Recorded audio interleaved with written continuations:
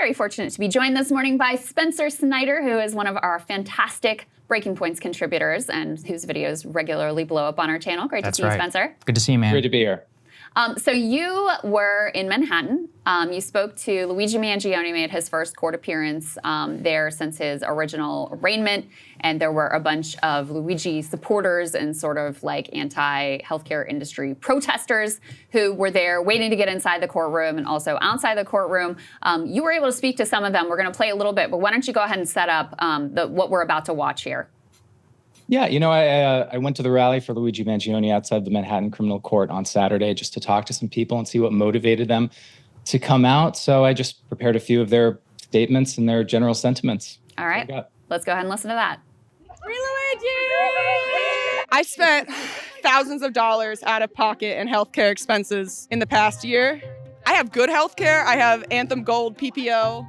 And I just don't think that we should exist in a system where medical bankruptcy is a thing. And I don't think that murder is justified. But when you have a system that systematically devalues the lives of consumers and of citizens at the behest of the profit margin of the corporations, you're gonna have people get mad. Brian Thompson is indirectly responsible for the deaths of probably thousands of Americans at this point.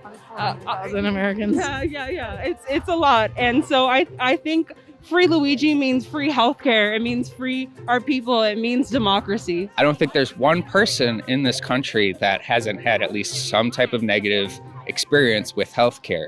I will tell the one about my mom because she's passed since now, but she had a huge tumor in her neck. It turned out to be stage 4 non-Hodgkin's lymphoma, which nearly killed her. But had she listened to the health insurance company and the doctor, which wasn't willing to pressure the health insurance company, she would have passed at the age of like 48. It's like I work with a lot of women who have breast cancer, and they are getting declined their right to reconstruction, and I have to argue in a document. Basically, I'll write like a 40-page document saying like, hey, this woman had breast cancer, these are her rights, and they're kind of being declined, and this is like really frequent. And since I'm a home health aide, I've seen it within my patients, my clients getting denied with insurance claim that they really need, and I think it's just extremely unfair. And this is why I'm here. This is why I'm supporting Luigi. He is a hero to me. I don't see him as a criminal at all. We have a solution. The solution is a single payer, ideally a universal payer system across the United States, but we're also here advocating for the New York Healthcare Act,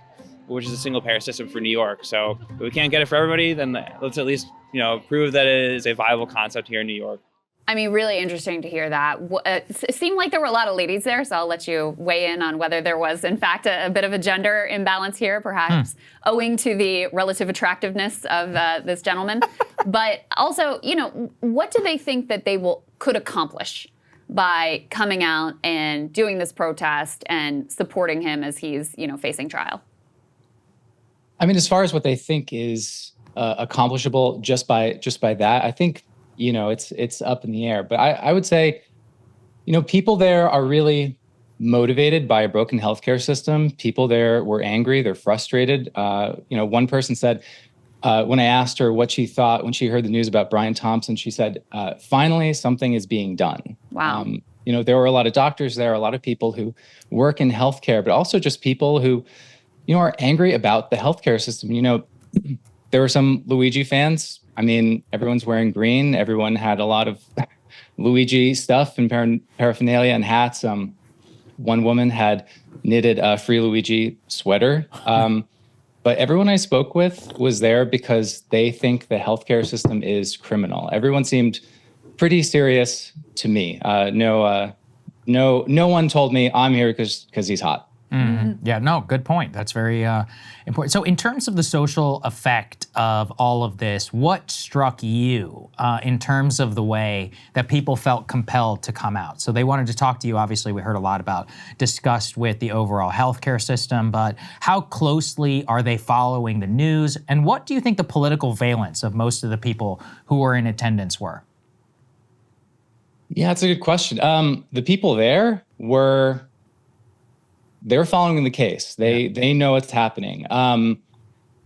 Political valence, they were definitely, I think there were a couple conservatives there. I know there was someone had pointed out a conservative YouTuber who was there, or a TikToker, but I mean, people were there on the left. There were, or I would say it's mostly leftists out there.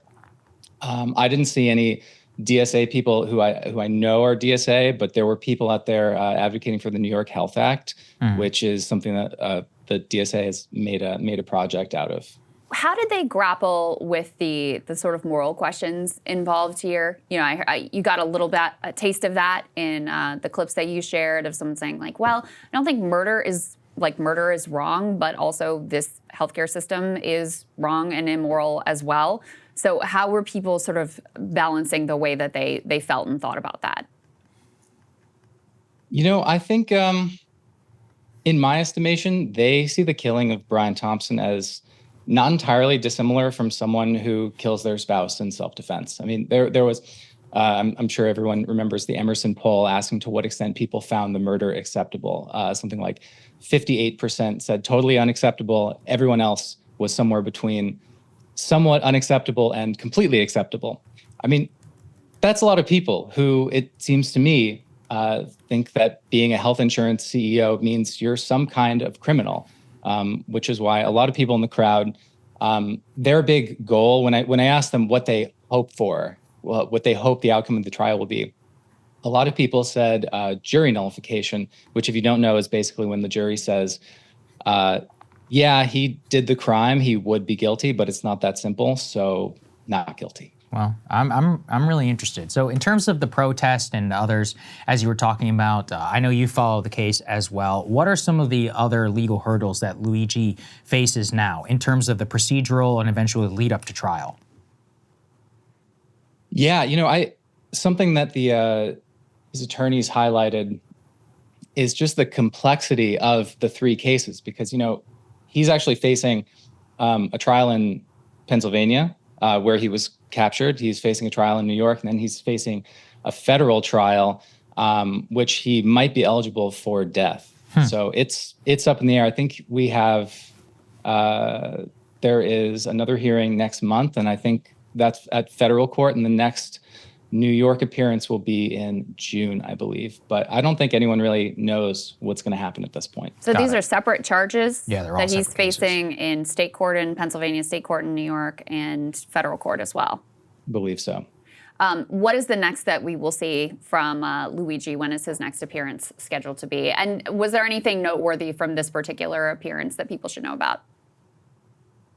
Not that I'm aware of. I haven't read all the details of what happened in the hearing. It's probably just pretty standard. Yeah, it was pre-trial stuff. I would imagine. But the next appearance is next month in federal court. Got it. All right. Well, Spencer, thank you for being on the ground for us. It's very interesting to hear what they all had to say. Yeah, appreciate it. It's great to see you. Thank you. Great seeing you.